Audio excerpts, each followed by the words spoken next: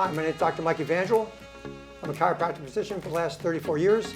I'm the host of the Super Mike Show. Although I'm the host, this show is not my show. This show is your show. It's your show because it's your survival guide to life. We'll cover topics such as health, fitness, nutrition, longevity, personal safety, and the environment. Why do you need a survival guide? Because there's so much misinformation and confusion out there today. Every week, we'll cut through the misinformation and deliver the truth to you. For example, is farmed salmon healthy for you or a health hazard? When you get that information, you can then share it with others. And when you do that, you'll become their holistic hero. With that in mind, let's talk about today's topic, fascia. What is fascia? It's connective tissue that holds everything together in the human body. We have three different types of fascia. Superficial fascia, which is, for example, subcutaneous tissue. We have deep fascia, holds together the muscles to each other, to bones, to ligaments, to tendons, to nerves, and to blood vessels. It also compartmentalizes muscles from each other. Then we have visceral fascia that holds together the organs and partitions them from each other. Fascia is made up of mostly collagen for strength and elastin for flexibility. Now, what's so special about fascia is that it's stronger than steel, more resilient than nylon, and conducts electricity faster than the nervous system. But it's like the Rodney Dangerfield of body parts, got no respect. But today, fascia is getting its due. It was always the bridesmaid, but never the bride. But today we're going to fascia's wedding, but Bill Parisi is not the groom. We'll meet him after the break.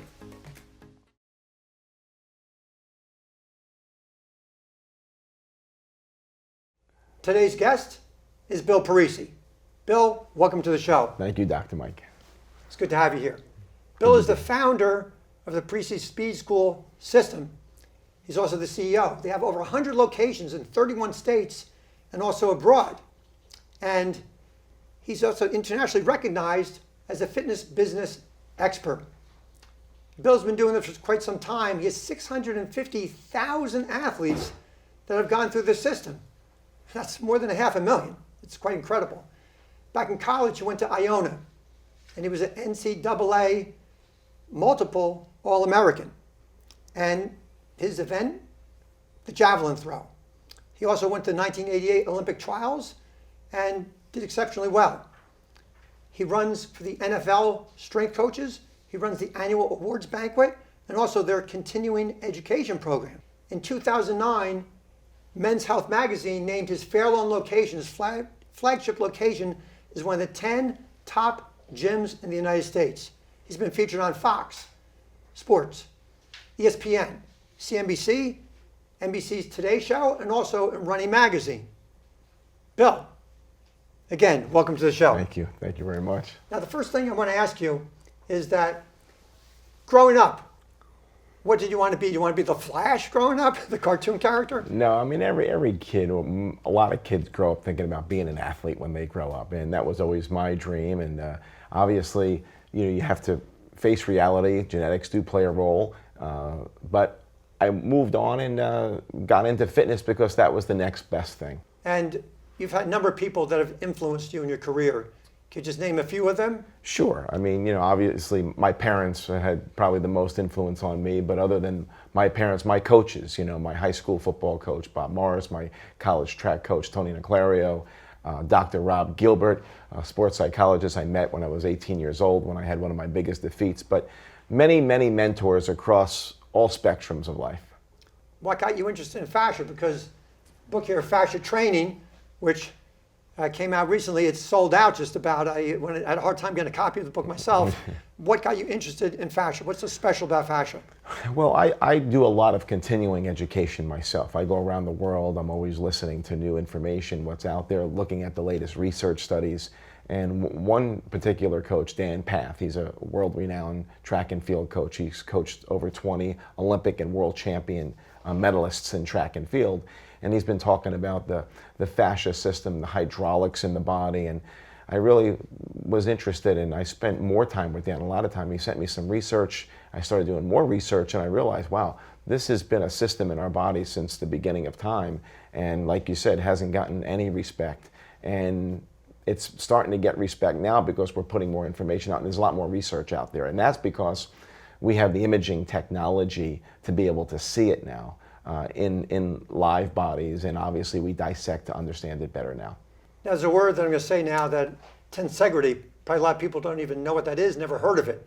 Yeah. Can you explain that and what it is? Yeah, tensegrity came about in the early 1950s by an architect, Buckminster Fuller. And really what it is, and I have a model, really what it is, it's a system of compression components in a net of tension. So we have tension and compression.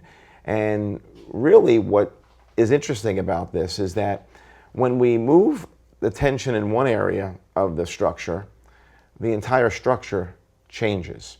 And this is how the body works. The body, it's called biotensegrity. So a gentleman by the name orthopedic spine surgeon, Stephen Levin, was in the Museum of Natural History down in Washington, D.C. This was many years ago. And he came out and he realized, looking at the dinosaur, he couldn't figure it out. He was looking at the dinosaur neck and he realized that the dinosaur didn't have enough muscle to support his head. It was so long. There's no way mathematically that could take place. Came out and saw this structure by Buckminster Fuller, an architectural structure of steel rods, held together by tensile network. And he says, that's it. This is how the body works. The body has biotensegrity, where all of our bones, all of our hard compressed components are held together with soft tissue, our connective tissue, our ligaments, our tendons, and specifically our fascia that really allows us to have spring and be explosive. Quickly, how has this led to a new understanding of fascia? Well, there's been a lot more research. The Fascia Research Society is now about 15 years old or so, and some of the top researchers are now doing more research to understand this system. There's individuals that are now dissecting specifically for fascia. Okay, we'll get more about fascia after the break.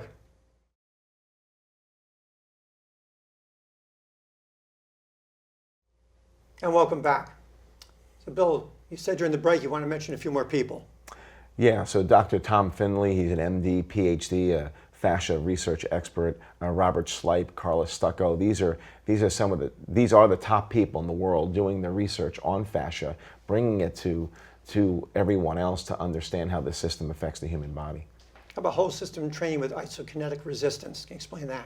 Yeah, I mean, to maximize and all muscle groups and to maximize the activation of fascia, if you will, or to get what we call a co-contraction, we want to be able to maximize our force production at the end range of motion, or when the muscle's at its shortest length. So if I'm doing a tricep extension, I want to be able to maximize the most force possible at the end range. And typically, with a lot of equipment, depending on the movements we do, we can't do that. With isokinetics, we can. We can maximize the end range of motion when the muscle's at its shortest length with maximum force. And how does fascia play into speed, power, and resilience? Well, fascia is really a spring system in the body, and research now shows that the connective tissue plays a much bigger role in generating power and speed. So just think of a pogo stick. It's a spring system, and what's unique about fascia, it's mainly, like you said, collagen and water, predominantly 90%.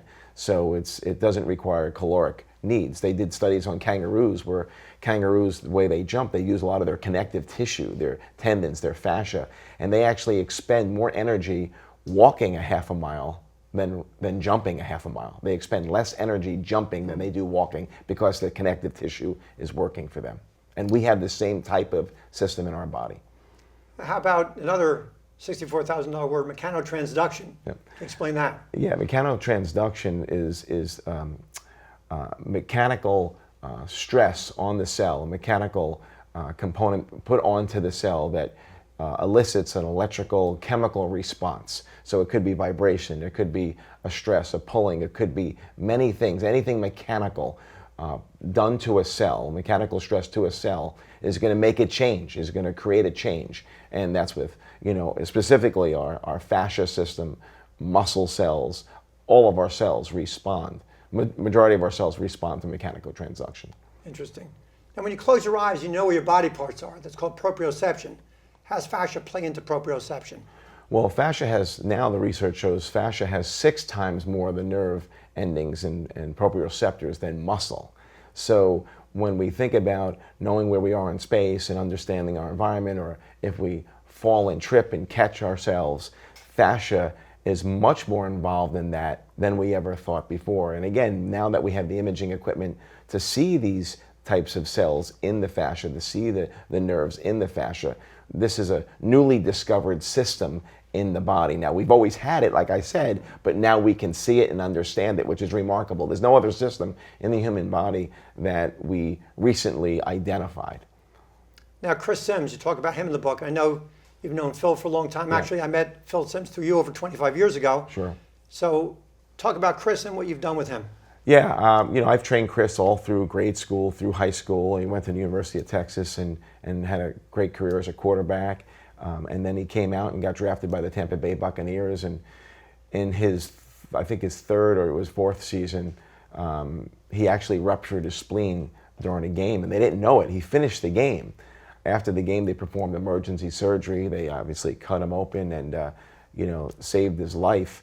And after that, it was a long road to rehab. But this was back in 2006. And back then, they didn't really understand how fascia worked, or didn't really understand what it was. Most people didn't. And they immobilized Chris, and he kind of stayed locked in this position for a long time. And basically what happened is the fascia, or the fibroblast cells that cast webs, that's what fascia is. We have about 5% of our fascia system are fibroblast cells that cast webs, and they casted this big web around his core to heal the scar without any movement, and it really ended his career because his throwing ability, he lost a lot of his throwing ability. So the rehab program, nowadays you don't get casted down, you get moving right away. Back then, they used to immobilize you, and it's because of fascia. And we need to understand how fascia works and how it helps us recover. Thank you for sharing that. We'll be back after this break.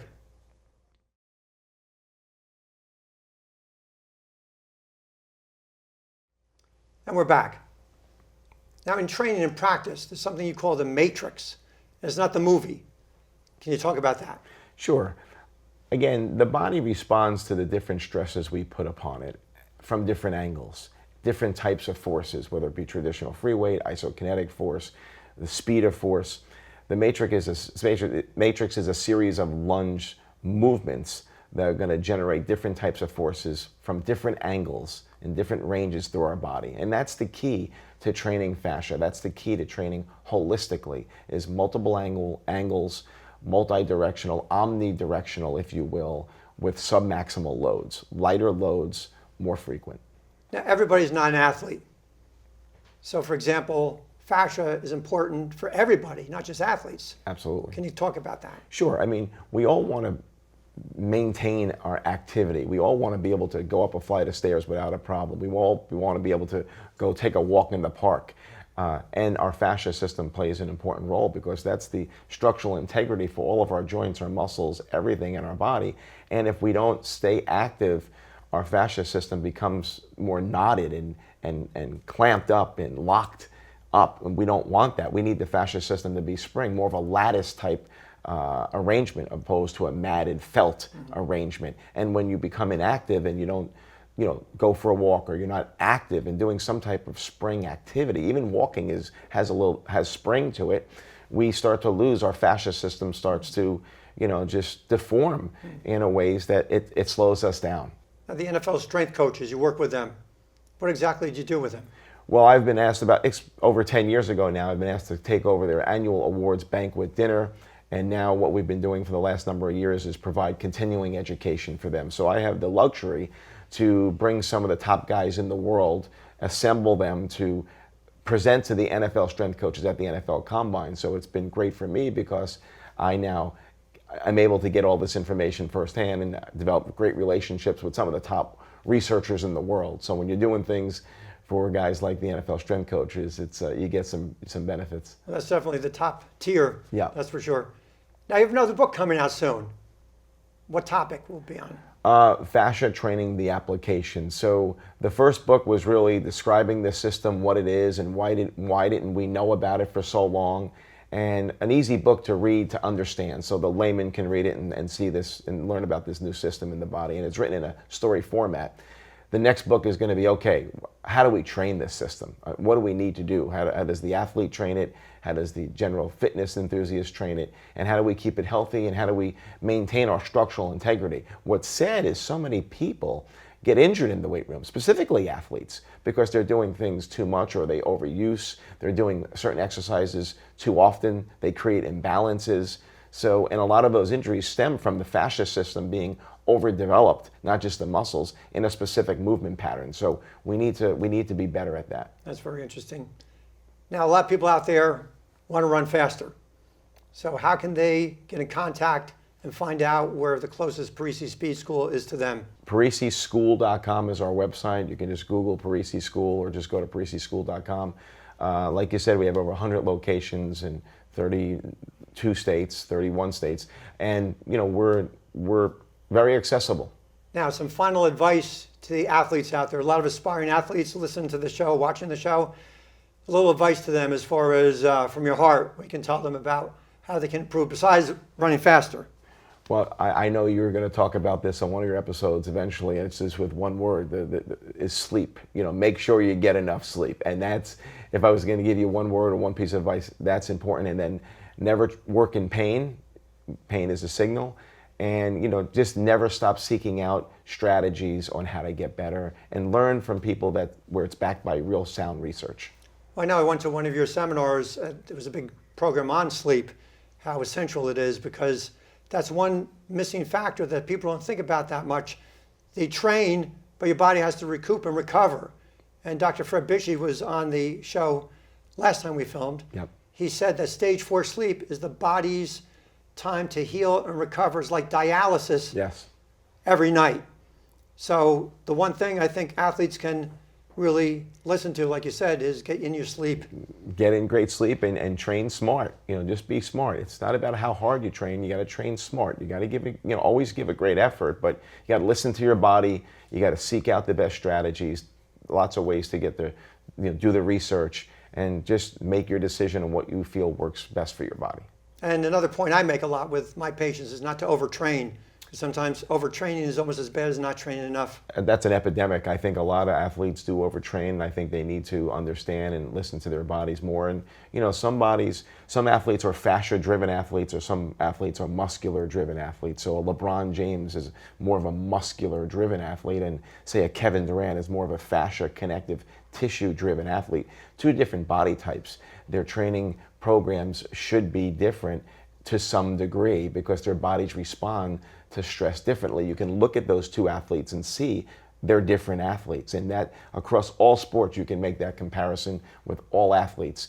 And what's their driver? Is the muscular system the primary driver? Is the connective tissue system the primary driver? And then we have to program around what's that driver for that athlete. And it's their genetics and it's what's their homeostasis. And one other factor that we can talk about is nutrition. Make sure you get the proper fuel in your body because we are what we eat. And if we don't have the proper fuel, you'll never be a good athlete. I tell my athletes, if you owned $1 million race car and you were in the racing industry, what kind of gasoline would you put in it? Would you put low, octane fuel and regular gas, or would you put the best high quality fuel? It's $1 million. Well, your body's probably worth more than $1 million to you, right? I'm sure it is. It's worth hundreds of trillions. It's priceless. Priceless. There's no price we can put on it. So, we become what we eat. Okay, well, thank you very much for being on the show. It's been a pleasure. Yep. As usual. Thank you, Dr. Mike. And thanks for being here. Pleasure. There is only one truth. Each and every episode, we do our best to deliver that truth to you with the hope that you and your loved ones can live healthier, safer, and more fulfilling lives. I'm Dr. Mike, and thanks for watching our show. Until next time,